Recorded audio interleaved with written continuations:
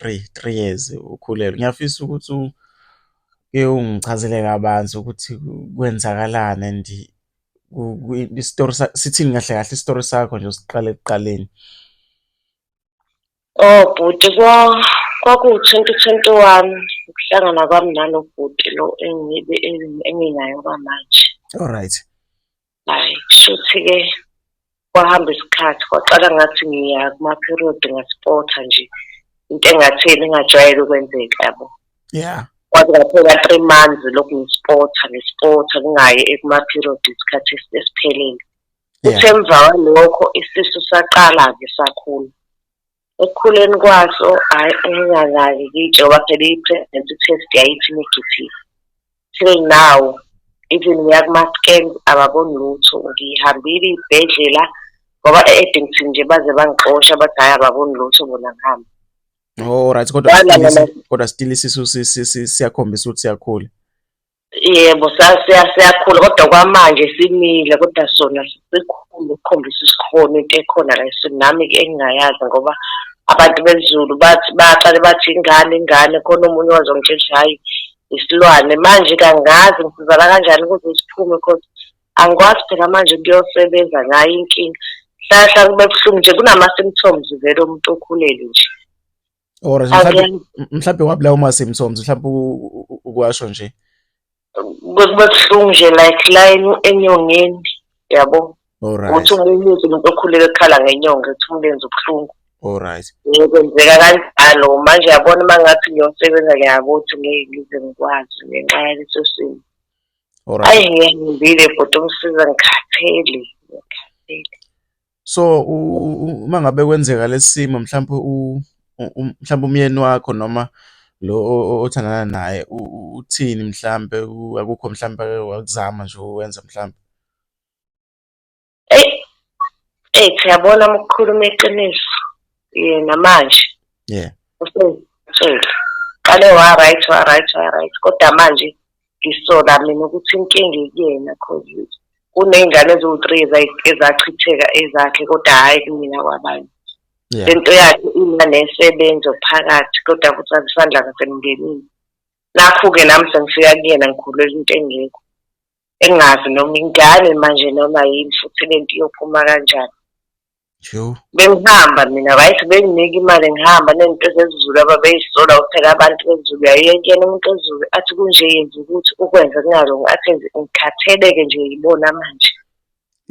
Uyibhelele nje sixabanile last week ngimtshela ukuthi yabo manje ngikhathele wena lo nenkinga akusukume akafundi indaba yokusukuma. Manje angikhulumisi abonja ngazi.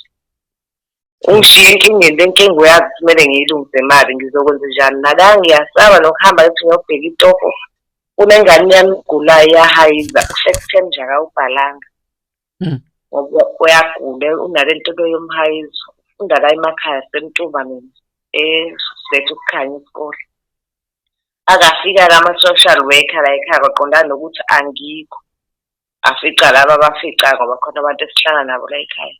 Afica bona bathanda befisa ukukhuluma nami kodwa-ke ababuyanga baphinde bangifonela sengisethekwini bathi nababona ingane ingekho esikoleni ngithi mina ngamthatha ngoba ngangisethekwini wasethi agibele ezekumina ngamisa kwelinye isonto lapha likaBoodvuma ngingacaba ukuthi uyamazi. Yeah, so into enye engifisa ukuyazi ukuthi mhlambe awukazi ucabanga ukuthi o-doctor mhlambe beyokuhlinza. Ngizothola isimanga kwenzakalani uma ngabe ngithi ngiyohlinza. Yeah. Nami ngase ngikusuggest-ele ukuthi angiyohlinza phela manje ngoba lento angiyazi phela bezobona ukuthi yini le isimo. Kwathi uzobona ukuthi lento inento eyebomu phakathi. Kwathi ngizovuka ngesibhedlela kwakhona intombazane esifunda la yafonela uma ebusuku ngabo-1 kanje. Yathi iphuphe ngishada. Ngizovuka ngesibhedlela ngaleso sikhathi kwakuseKing Edward ngikhumbula kahle ku-last day. Yathi iphuphe ngishada kodwa mangishada umkhwenyana ufikile wangagqoka mina bese ngigqokile iveyili. Ngavuka ngakhuleka ngathi angazi ukuthi leli phupho elikanjena lenzeka kanjani ngizoya endaweni ebucayi kanje. Hhayi ngivuke ngesibhedlela ngakusasa mangifika udokotela athi hhayi ngeke engihlinze. Ngithi hawu dokotela manje kanjani athi udokotela Ithi manje sithi ngoba sithi ngaka ethi hhayi lo kaka yena agcwele kakhulu la esiswini ayinike amaphilisi okuya ethoyilethi yabo nje. Ngabuye ikhanda lami lisangene ngingazi ukuthi ngenze njani. Ngahlala kanjalo ngabuka ngathi kube lo mhlinzi lo uqhubekile bengingeke ngivuke. Shuthi uyabona ukuthi into yabantu le. Owenza lento owathi nje ayingaphumi lento le akahlale kanje futhi umsiza ngiyo. Angazi nje kunjani. Ibuhlungu lento. So uzamile abantu besiZulu kodwa lutho ukusizakala. Lutho ngibahambile. Bese kushoda ukuthi ngeke ngapha kunyakatho nakhona-ke manje ngizoyangani umuntu esengibhampile. Yo. So manje mhlampe yini oyifisayo nje nokuthi ofisa ukuthi abantu mhlampe abalalele njengamanje ongafisa ukuthi mhlampe bekusize ngayo. Angazi ngokuthini kubantu benkosi kakhona impilo yami inzima since ngingenamali mhlampe ngoba khona i-firstborn wangapha eThekwini ko-Claremont ozama into akawatholi namanje mhlampe kungakhona ongangizamelela yena ngoba ngiyamazi-ke mhlampe emtholela umsebenzi. Yebo kungangcono kanjalo cause ngiyasokola ngiphila ngemali enginikwa uma nakhona ungathenga no-600 into engafiki indawo. Yo. Ayifiki indawo leyo nto leyo 600 uba engane le efundayo una-15 years lo wentombazane ihamba nestafu phela nje yakhe akangisanalo utho kokuthi. Alright, mhlawumbe mangabe kukhona umuntu ofisa ukuthi ethi ngilizwele udaba lasise ngicela ukuthi ngitholele ingane yakho umsebenzi ngoba ngiyakuzwa ukuthi if mangabe ufirstborn wakhe engathola umsebenzi cishe ungakwazi ukuthi ukhululeke mhlawumbe isimo sikwazi ukuthi sibe ngcono. Mhlawumbe bengamthola kanjani? Mhlawumbe usiphi inamba yakhe so that mangabe kukhona umuntu ozofisa ukumsiza ngomsebenzi. Mhlawumbe usho futhi ukuthi mhlawumbe ngaba umsebenzi okanjani lo mhlawumbe akakhethile just ukuthi hayi monjani ngoba manje ingane isizingene okuganga laphana iyozibulawa abantu phela iyabuka isimo sikamama umsiyabo nje kunzima. Alright, mhlawumbe ungangibizela inamba yakhe angazi noma uzokhona ukungibizela noma uzokhona ukungisendela kodwa nje hayi ngizokubizela ngiyayazi ngekhanda. Alright, ungangibizela yona. It's 066 yeah 015 yeah 2000 yeah iphelile.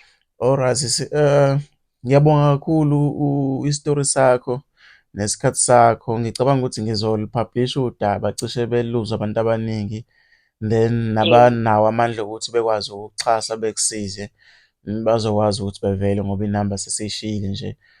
Mhlampe yakho abangakwazi ukuthi bekuthole kuyona uma kukhona ofisa ukukusiza ozoqondana nawe.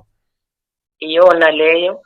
Alright. Enye ithi 079 yeah 1670 yeah 656 yeah. Yebo kodwa khona uyahlupha-ke la emakhaya ingakho ngikunikeze u-MTN wona ungcono udusa kancane. Alright Sami, ngiyabonga kakhulu isikhathi sakho cishe sizolokhu siqhubeka nje sikhuluma kwenzeka nami kukhona engikutholayo ngikwazi ukuthi ngikuthini.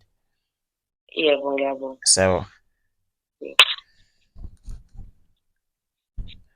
Bafowethu, ilona udaba lola dadewethu isimo-ke sithanda ukuthi sibe nzima kakhulu empilweni yakhe. So ngiyacela uma ngabe kukhona abantu abazokwazi ukuthi belule isandla bemsize kule simo abhekane naso. Ngiyacela wey'ngane zawethu iy'namba zikhona kule channel ungangixhuma nami ngikwazi ukuxhumanisa naye ekwazi ukuthi udadewethu esizakale kule situation abhekene nayo. Mina-ke ngumsizi womfana Bhansi Josini kwaMhlabela Ingana. Sengiphuma kanje ngithi uma ngabe nawe nodaba mfethu ofisa ukushare nathi kule channel yethu ungakwazi ukuthi ungixhume sikwazi ukuthi sikhulume ngizwe-ke udaba lwakho. Hleze mhlampe nawe ungakwazi ukuthi usizakale ngoba bayasizakala abantu abaningi. Usizo futhi luvela kuni babukeli bale TV, luvela kuni balandeli be-channel yami be-page lami lapha ku-Facebook Umsize SA. So niqhubeka nje nilifollow i-page abantu bayasizakala kwey'ngane zawethu. Ngiyabonga kakhulu. Lisale kahle, ngakhohlwa ukucindezela usubscribe nizothola zonke izinto esiyiphostayo kuyona-ke le channel.